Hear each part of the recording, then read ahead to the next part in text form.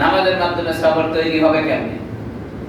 বিশ্ববিখ্যাত প্রসিদ্ধ মাদ্রাসা, যেটাকে সারা দুনিয়ার মানুষ জানে, যাকে উম্মুল মাদারিস বলা হয়, মাদ্রাসাগুলোর মা, যেটা ভারতবর্ষে অবস্থান, দারুল উলুম দেওবন্দ।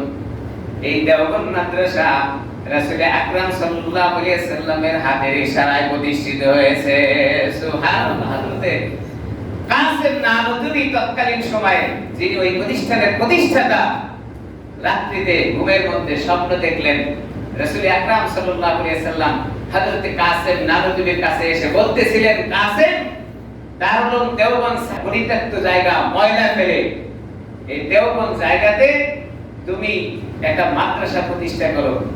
রাসূল আকরাম সাল্লাল্লাহু আলাইহি ওয়াসাল্লামের ব্যবহারিত লাঠির দ্বারা দাগ দিয়ে দিয়েছিলেন যে আমি দাগ দিয়ে দিলাম, ঠিক এই জায়গার ভিতরে একটা মাদ্রাসা শুরু করবি।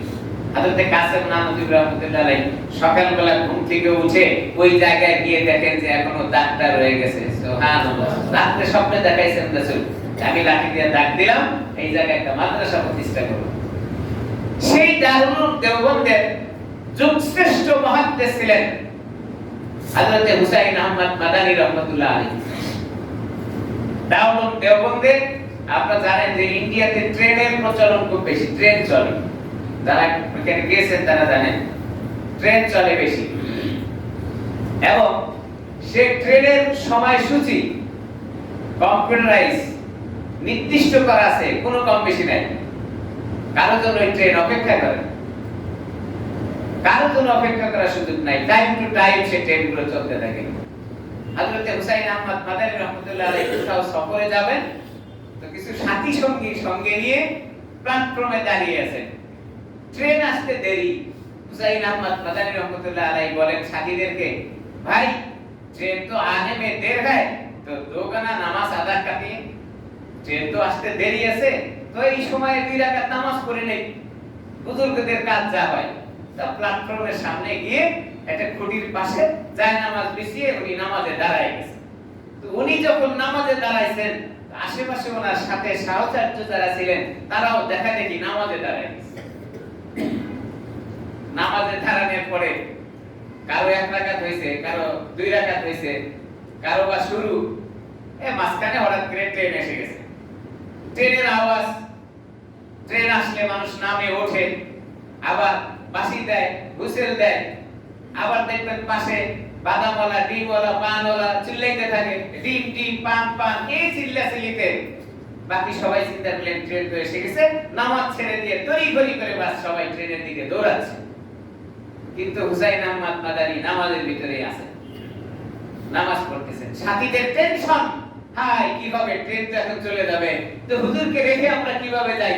হুজুরকে তো রেখে যাওয়া যায় না, হুজুর নামাজের ভিতরে আছে, নামাজ পড়তেছে। যথাসময়ে ট্রেন ছেড়ে দিয়েছে, সব সাথীরা আশ্চর্য, এখন কি হবে, হুজুরকে আমরা রেখে যাব? এটা তো হয় না। তো সাথীরা ট্রেনে না উঠে হুজুরের অপেক্ষা করতেছে, কি করা যাবে, হুজুরের সাথে আসছি, হুজুর যখন যাবে তখনই তো যেতে হবে।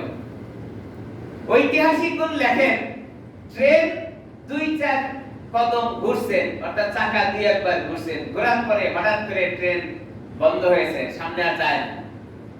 অপেক্ষা করছে, ট্রেন আর সামনে আগায় না। ট্রেন আগায় না কেন কেউ বলতে পারে না। ইঞ্জিনিয়ার ডাকা হয়েছে, সবাই চলে আসছে, ট্রেনের কি সমস্যা, গাড়ি চলছে না কেন? সব ইঞ্জিনিয়ার এসে দেখলেন ট্রেনের কোনো জায়গায় কোনো সমস্যা নাই, কিন্তু ট্রেন চলে না। ট্রেনের কোনো জায়গায় সমস্যা নাই, কিন্তু ট্রেন চলে না। এদিকে হযরত হুসাইন আহমদ মাদানী রাহমাতুল্লাহ আলাইহি ধীর গতিতে নামাজ শেষ করে দেখেন সাথীরা সব অপেক্ষমান, কারো কারো ঘাম ছুটে গেছে, কেউ ঘাম মুছছে, কেউ আওয়াজ করবে এরকম বলতেছে। তো বলতেছে, হযরত ট্রেন তো এসে পড়েছে, এখন আমাদের যেতে হয়, দ্রুত চলেন। তো জিজ্ঞাসা করছেন ট্রেন কখন আসছে? তো হযরত ট্রেন তো অনেক আগে আসছে, আমরা তো তড়িঘড়ি করে নামাজ ছেড়ে দিয়েছিলাম, কিন্তু আপনি তো নামাজ ছাড়ছেন না।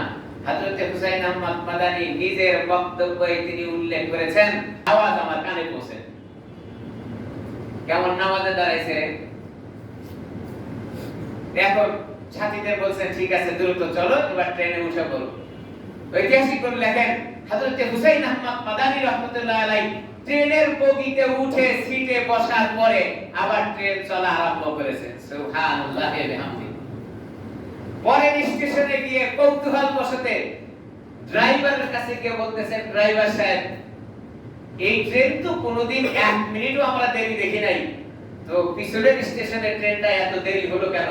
দেখলাম একবার আগাইলো আবার পিছনে পিছাইলো, এটা দেরি হলো কেন? ড্রাইভার বলতেছেন, কিচ্ছু বলতে পারবো না, ট্রেনের কি হয়েছিল দেখলাম, খেয়াল করে ট্রেনে পাওয়ার নেয় না। ইঞ্জিনিয়ার ডেকে নিয়ে আসলাম, ইঞ্জিনিয়ার সবাই এসে বললেন ট্রেনের সবকিছু ঠিক আছে, আমি বুঝতে পারলাম না কেন ট্রেনে পাওয়ার নিচ্ছে না। আবার কিছুক্ষণ পরে দেখলাম অটো সিস্টেমে ট্রেনে পাওয়ার নিল, এবার ট্রেন চলতে আরম্ভ করলো। সুবহানাল্লাহ।